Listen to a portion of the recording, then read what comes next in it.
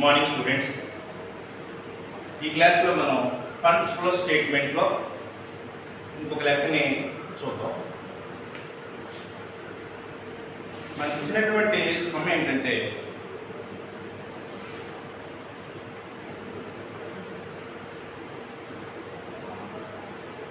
ఒక కంపెనీ యొక్క ఆస్తులను బట్టి ఇచ్చాడు.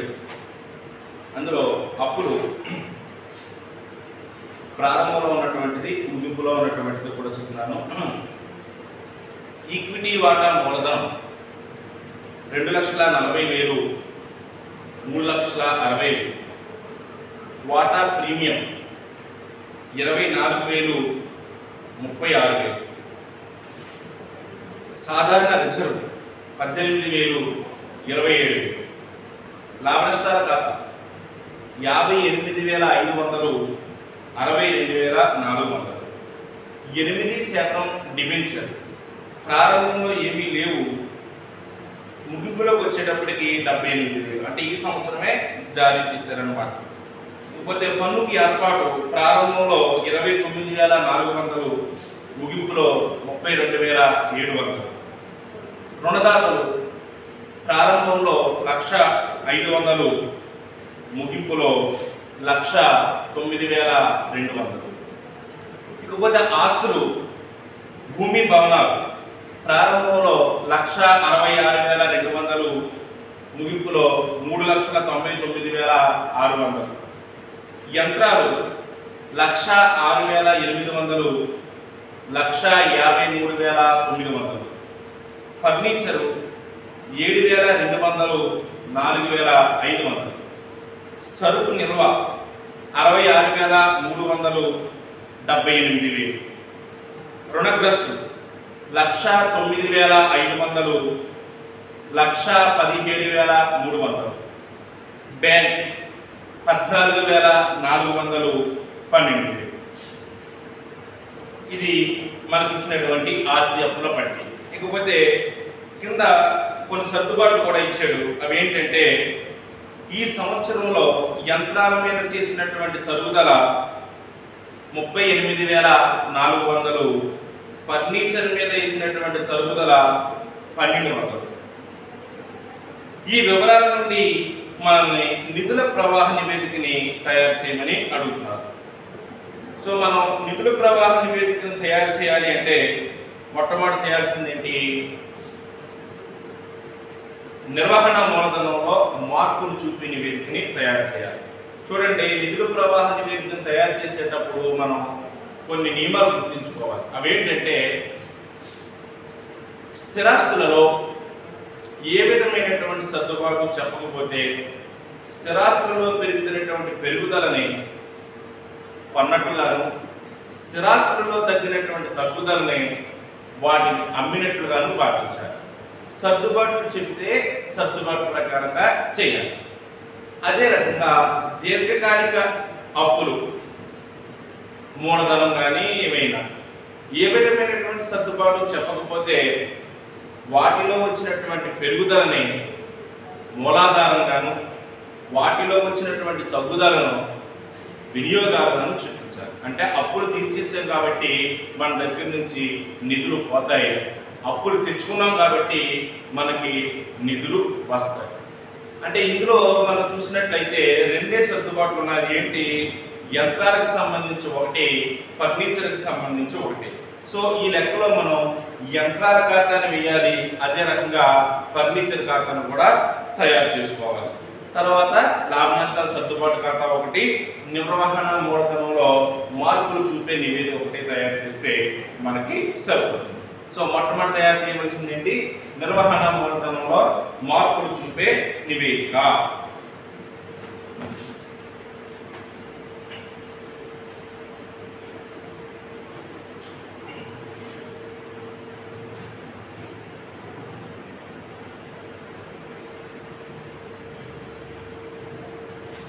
నిర్వహణ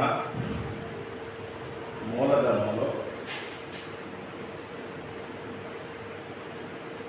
మార్పులు చూపే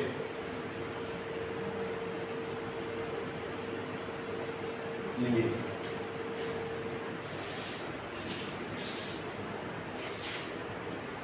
వివరాలు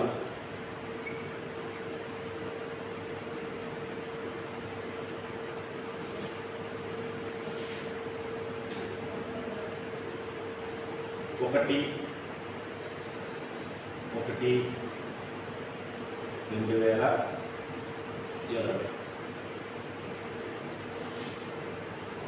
31 12 2020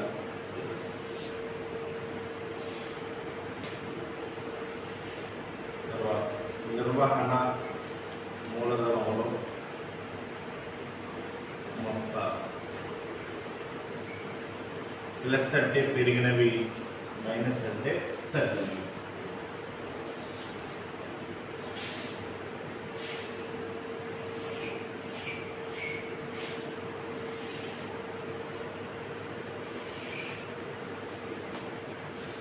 నిర్వహణ మూలధనం అంటే ఏంటి? ప్రస్తుత ఆస్తులు మైనస్ ప్రస్తుత అప్పులు. సో మొట్టమొదటి ఏం రాయాలి? ప్రస్తుత ఆస్తులు.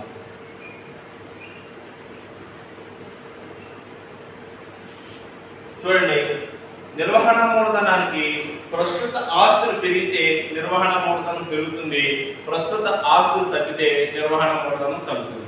అదేవిధంగా ప్రస్తుత అప్పులు పెరిగితే నిర్వహణ మూలధనం తగ్గుతుంది, ప్రస్తుత అప్పులు తగ్గితే నిర్వహణ మూలధనం పెరుగుతుంది. సో లెక్కలో మనకి ప్రస్తుత ఆస్తులు ఏమున్నాయో చూద్దాం. మనకు ఇచ్చినటువంటి లెక్కలో ప్రస్తుత ఆస్తులు ఏమున్నాయి? బ్యాంక్ అంటే సరుకు నిల్వ, రుణగ్రస్తులు, బ్యాంకు. సో మొట్టమొదటి ఏంటి? సరుకు నిల్వ.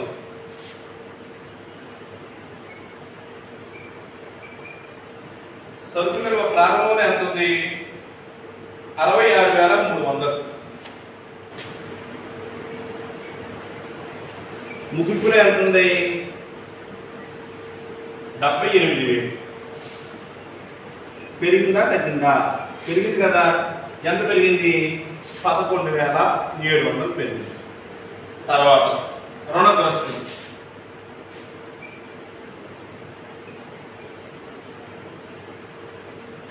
చూడండి, రుణగ్రస్తులు ప్రారంభంగా ఎంత ఉంది? 1,09,500.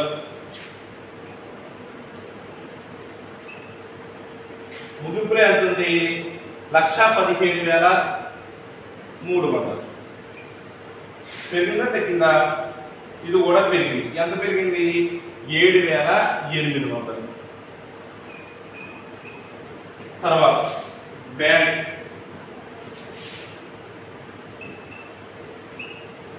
బ్యాంక్ ప్రారంభంలో ఎంత ఉంది? 14,400. ముగింపులో ఎంత ఉంది? 12,000. పెరిగిందా తగ్గిందా? తగ్గింది. ఎంత తగ్గింది? 2,400. సో మొత్తం ప్రస్తుత ఆస్తులు ఎంత? షార్ట్ చేయండి. 0 0 8 4 12 1 10 16 20 2 8 1 9 1 0 0 3 17 1 0 2. సో 2,07,300 1,90,000. తర్వాత ప్రస్తుత అప్పు.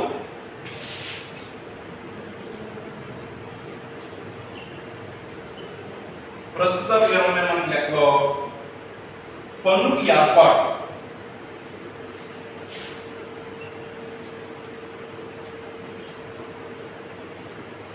పన్నుకి ఏర్పాటు ఎంత ఉంది? ప్రారంభంలో 29,400. ముగింపులోకి వచ్చేటప్పటికి 32,700.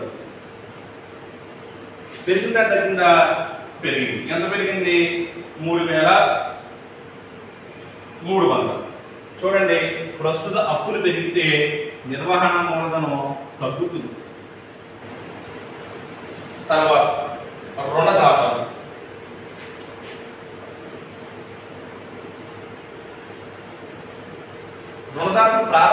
ఉంది 1,500. ముగింపులు ఎంత ఉంది 1,09,200. పెరిగిందా తగ్గిందా? ఇది కూడా పెరిగింది. ఎంత పెరిగింది? 8,700.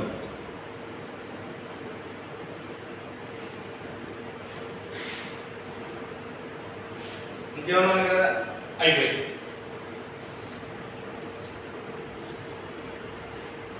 టోటల్ చేయండి. టోటల్ చేస్తే 0 0 9 9 2 1 0 0 9 1 4 1 1,29,900 1,41,900. ఇప్పుడు నిర్వహణ మూలధనం.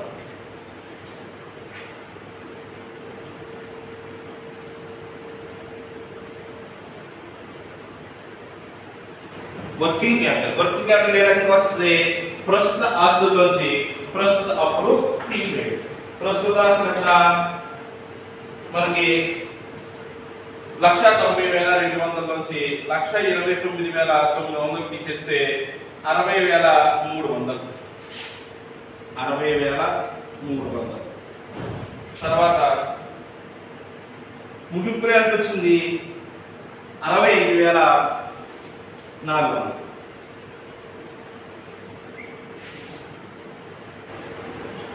చూడండి, ఈ రెండాటికి డిఫరెన్స్ ఎంత?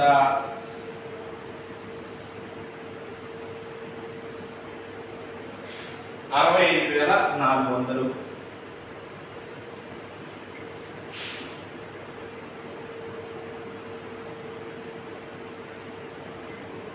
డిఫరెన్స్ 5,100. ఇదేంటిది? నిర్వహణ మూలధనంలో పెరుగుదల.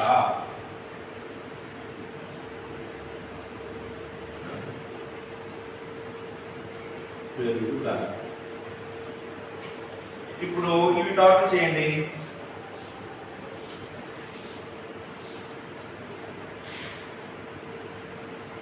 ఇది మొత్తం 19,500. ఇది కూడా 19,500. ఆటోమేటిక్గా 5,100 తక్కువ.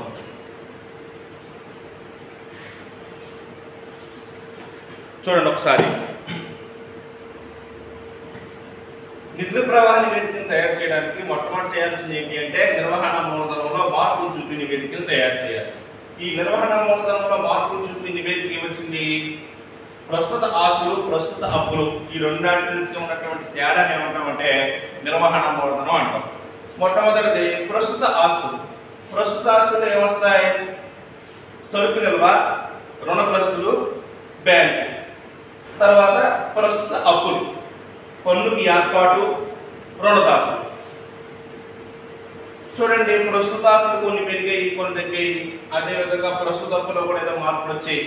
వాటి ప్రకారంగా మనం తీసుకున్నట్లయితే నికరంగా ఈ సంవత్సరం నిర్వహణ మూలధనం ఎంత పెరిగింది అంటే 5,100 పెరిగింది. నెక్స్ట్ తర్వాత ప్రస్తుత అంశాలన్నీ అయిపోయినాయి. అంటే ఏంటి? ప్రస్తుత ఆస్తులు ప్రస్తుత అప్పులను కూడా మనం సర్దుబాటు చేసేస్తాం. తర్వాత మార్పులు ఏమైనా వచ్చినటువంటి స్థిరాస్తులు ఉన్నాయేమో చూడాలి.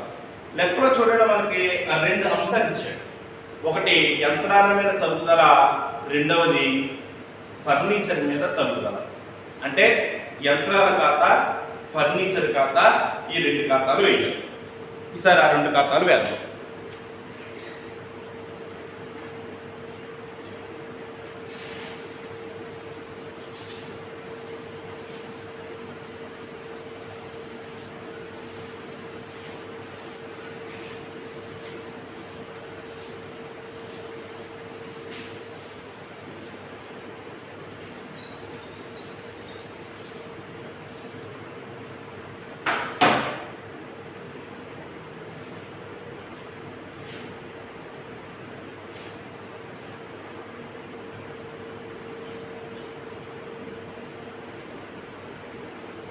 యంత్రాల ఖాతా.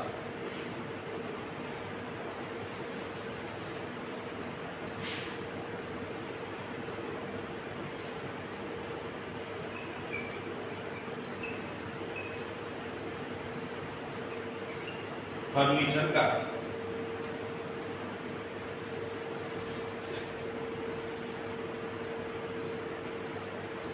డెబిట్ క్రెడిట్,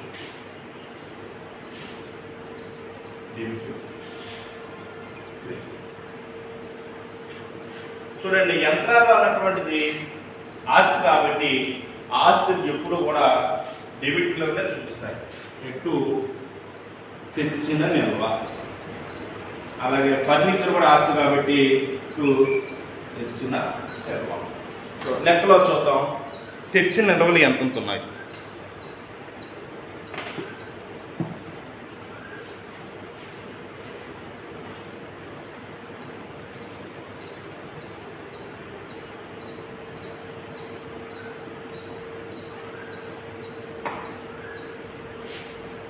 యంత్రాలు తెచ్చిన నిల్వ ఎంత? 1,06,800.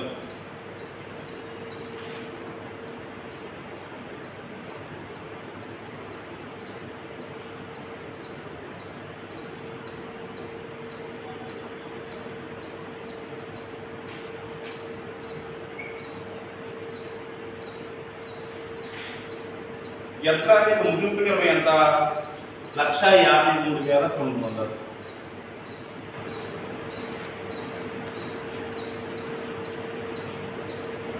ఈ సంవత్సరం చేసినటువంటి తరుగుదల ఎంత?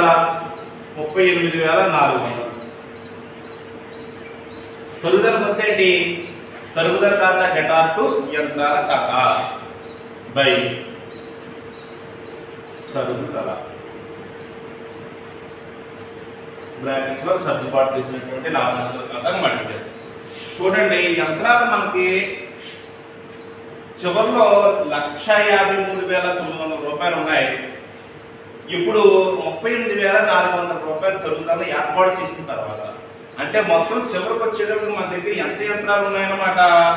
1,92,300. అంటే 1,92,300 యంత్రాలు మన దగ్గర ఉంది. కానీ ప్రారంభంలో మన దగ్గర ఎంత ఉన్నాయి? 1,06,800 రూపాయలు ఉన్నాయి. 1,06,800 రూపాయలు ఉన్న యంత్రాలు 1,92,300 రూపాయల వరకు పెరిగినాయి. అంటే దాని అర్థం ఏంటి? వాటిని మనం ఈ సంవత్సరంలో కొన్నాము. టు బ్యాంక్ ఖాతా ఎంత కొన్నాము అన్నమాట? 1,92,300. 0,013,1,7,12,1,8,9. అంటే 85,500 రూపాయలు యంత్రాలు మనం కొన్నాం. అలాగే ఫర్నిచర్ ప్రారంభంగా ఎంత ఉంది? 7,200. ఫర్నిచర్ యొక్క ముగింపు నిల్వ ఎంత ఉంది? ఫర్నిచర్ యొక్క ముగింపు నిల్వ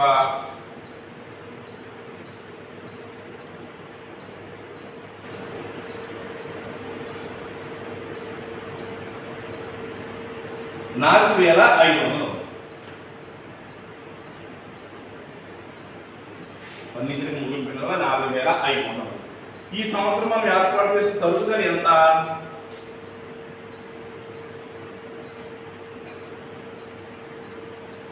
తరుగుదల ఫర్నిచర్ మీద ఏర్పాటు చేసిన తరుగుదల 1,200. ఒకసారి చూడండి,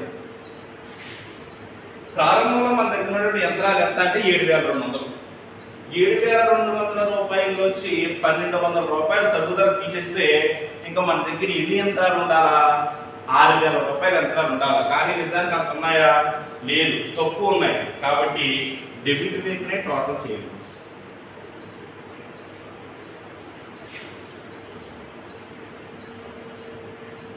ఎంత తక్కువ వచ్చినాయి? 1,500 రూపాయలు తక్కువ వచ్చింది. చూడండి, సర్దుబాట్లు అన్నీ చేసిన తర్వాత స్థిరాస్తులలో పెరుగుదలని కొన్నట్లుగాను, సర్దుబాట్లు అన్నీ చేసిన తర్వాత స్థిరాస్తులలో తగ్గుదలని అమ్మినట్లుగాను భావించాలి. కాబట్టి బై బ్యాంక్ ఖాతా 1,500. అంటే 1,500 రూపాయలు ఖరీదు చేసేటువంటి మనం ఈ ఫర్నిచర్ని అమ్మివేయడం జరిగింది. తర్వాత అంటే ఇంకా సర్దుబాట్లు, స్థిరాస్తులకు సంబంధించినటువంటి సర్దుబాట్లు అన్నీ చేసేసాం. ఇకపోతే వ్యాపార కార్యకలాపాల నుండి ఉత్పన్నమైనటువంటి నిధులు ఏమైనా ఉన్నాయా అన్నటువంటిది ఇప్పుడు చూద్దాం.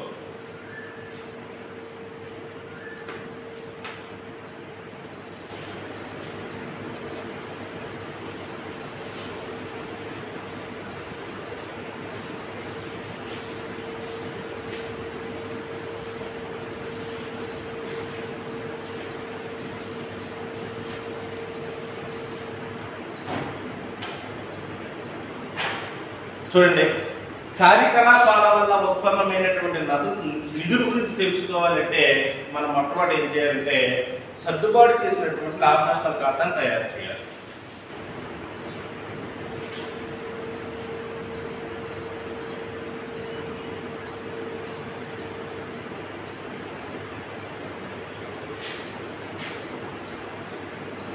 లెక్కలో మనకు లాభ నష్టాల ఖాతా ఇచ్చేసాడు, కానీ దాన్ని మనం ఏం చేస్తామంటే కొన్ని సర్దుబాట్లు వెనక్కి చేస్తాం.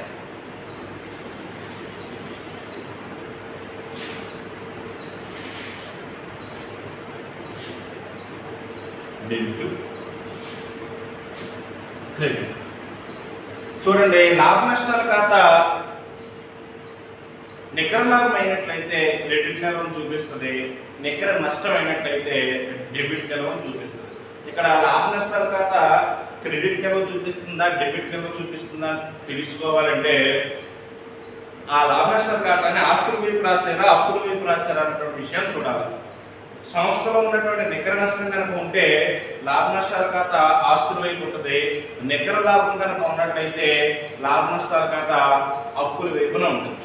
చూడండి, మనకి లెక్కలో లాభ నష్టాల ఖాతా ఎటువైపు ఉంది, అప్పుల వైపు ఉంది, కాబట్టి ఇది నికర లాభం అని అర్థం. అంటే బై ప్రారంభ నిల్వ. మనకు ప్రారంభంలో ఉన్నటువంటి నిల్వ ఎంత? 58,500 రూపాయలు. తర్వాత మనం ఈ సంవత్సరం చేసినటువంటి మార్పులు చూడండి. ఫస్ట్ మనకి 2 ఖాతాలు వేసాం. ఒకటి యంత్రాల ఖాతా, రెండవది ఫర్నిచర్ ఖాతా. యంత్రాల ఖాతా మీద తరుగుదల ఎంత? తరుగుదల యంత్రాలు 38,400.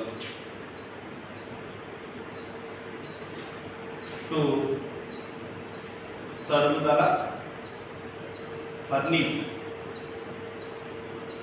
ఇంకా 1200. తర్వాత ఈసారి మనం లెక్కలో చూసినట్లయితే ఆసుపత్రి పట్టిలో చూసినట్లయితే సాధారణ రిజర్వ్ పెరిగింది. చూడండి, సాధారణ రిజర్వ్ ఎంత ఉంది? 27,000 ఉంది. 27,000 రూపాయలు కూడా ఏమైంది? 36,000 రూపాయలు అయింది. అంటే ఈ సంవత్సరం సాధారణ రిజర్వ్ ఎంత పెరిగిందనమాట? 9,000 పెరిగింది. సాధారణ రిజర్వ్ని ఏర్పాటు చేస్తే కొత్త ఏంటి? లాభ నష్టాల ఖాతా డెటార్ టు సాధారణ రిజర్వ్ ఖాతా. లాభ నష్టాలలో ఉన్నటువంటి లాభం నుంచే కొద్దిగా మొత్తాన్ని మనం సాధారణ రిజర్వ్కి మళ్ళిస్తాం. కాబట్టి సాధారణ రిజర్వ్ ఖాతా.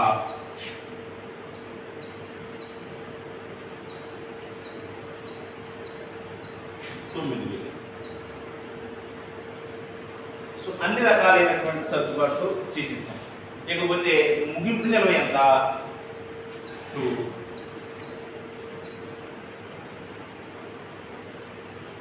ముగింపు నిల్వ 62,400. సో డెబిట్ వైపు ఎక్కువ కాబట్టి మనం ఇటువైపునే టోటల్ చేద్దాం. 0 0 6 4 10 1 9 10 19 2 21 2 5 5 6 11 1,11,000.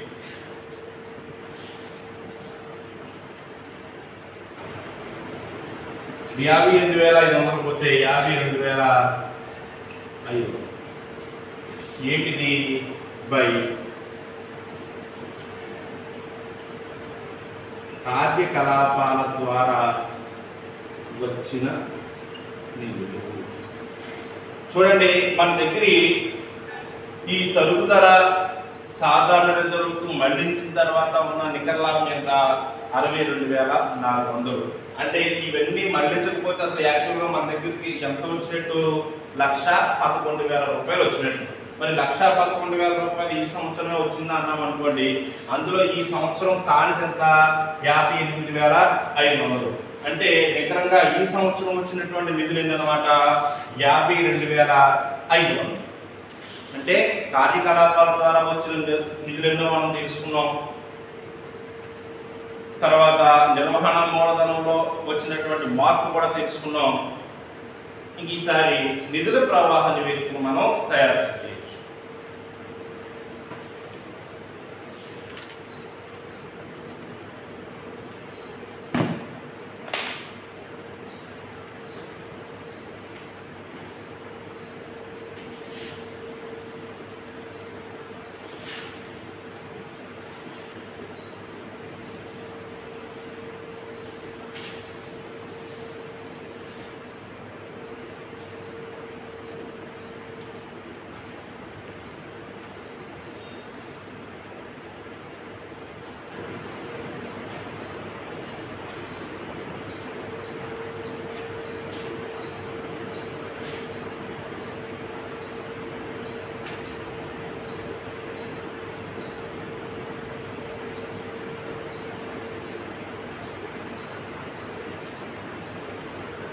నిధుల ప్రవాహ నివేదిక.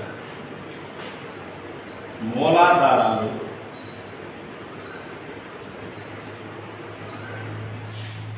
రూపాయలు, వినియోగాలు రూపాయలు.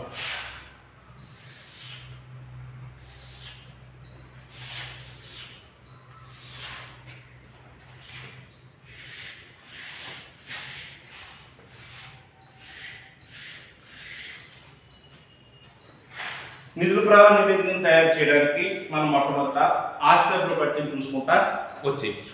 చూడండి, ఆస్తిపత్ర పట్టిలో ఇకపోతే దీర్ఘకాలిక అప్పులు, స్థిరాస్తులు మాత్రమే ఉంటాయి. ఏ ఏ అంశాలను అయితే మనం సర్దుబాటు చేసామో అంటే ఖాతాల కింద రాసేమో వాటిని ఇక్కడ మనం తీసుకోకూడదు. అవి మన ఖాతా యొక్క నిల్వల ప్రకారంగా తీసుకుందాం. ఇప్పుడు చూడండి, మొట్టమొదటిది ఏంటి? ఈక్విటీ వాటా మూలధనం. వీళ్ళ మార్పు వచ్చినాయా? వచ్చినాయి. ఏంటి? 2,40,000 3,60,000 అయింది. అంటే దాని అర్థం ఏంటి?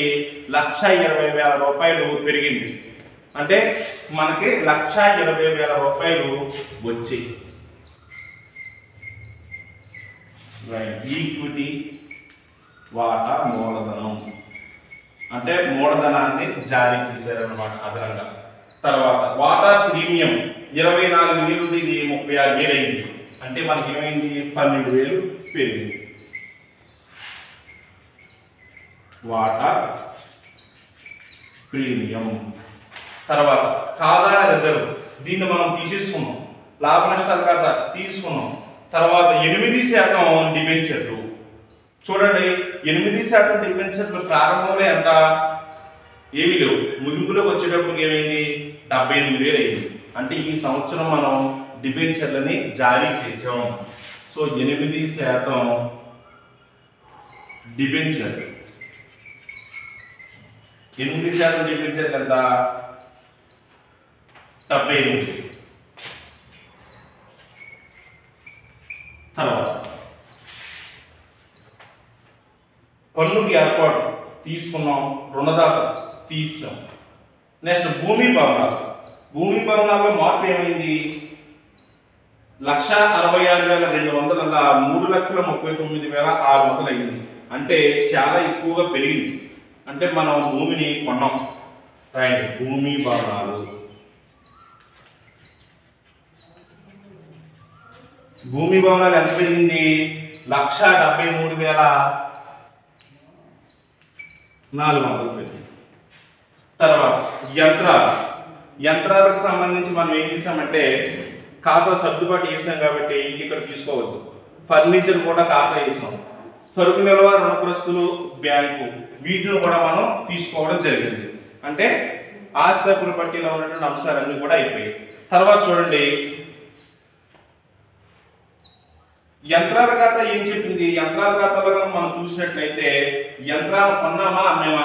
కొన్నాం. ఎంత కొన్నాం? 85,500 రూపాయలు కొన్నట్టున్నా చూడండి. 85,500. సో యంత్రాల కొనుగోలు. తర్వాత ఫర్నిచర్ ఖాతా ఏంటి పరిస్థితి? ఫర్నిచర్ అమ్మాం. అమ్మడం వల్ల మనకి నిధులు వస్తాయి. 1500కి అమ్మాం. ఫర్నిచర్ అమ్మకం. తర్వాత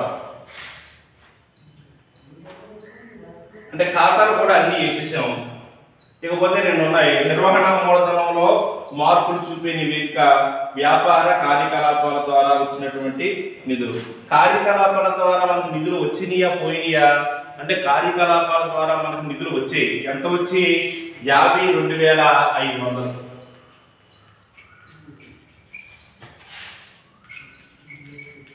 కార్యకలాపాల ద్వారా వచ్చిన నిధులు. ఇకపోతే నిర్వహణ మూలధనంలో కనుక మనకు పెరుగుదల వచ్చిందా తగ్గుదల వచ్చిందా? నిర్వహణ మూలధనంలో పెరుగుదల వచ్చింది. ఎప్పుడు కూడా నిర్వహణ మూలధనం పెరిగింది అంటే మనం నిధులు వినియోగించినట్లుగా అర్థం. కాబట్టి టోటల్ చేసేయండి.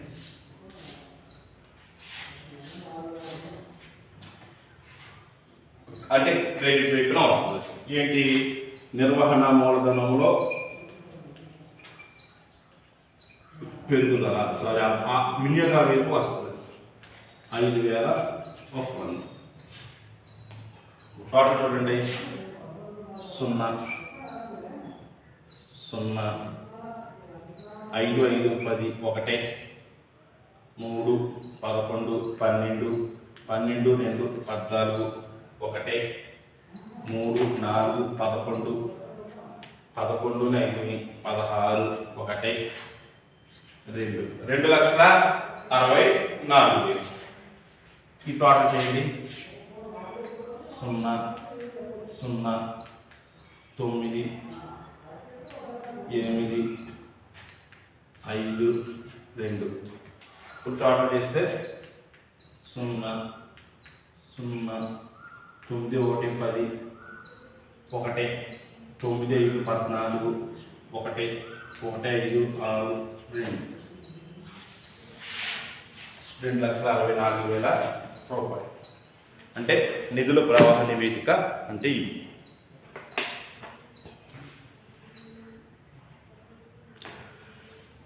చూడండి ఒకసారి మళ్ళీ మనం లెక్కంతా కూడా చూద్దాం. మనకి ఇచ్చినటువంటి లెక్కలో కొన్ని ప్రస్తుత అంశాలు, కొన్ని ప్రస్తుత అంశాలని 2 రకాలుగా ఇచ్చాడు. ముందు నిర్వహణ నిధుల ప్రవాహ నివేదికను తయారు చేయాలి అంటే మనకు నిధులు వచ్చినట్టయితే మూలాధారాల కింద రాసుకుంటాం. మనకు నిధులు పోయినట్లయితే వినియోగాల కింద రాసుకుంటాం.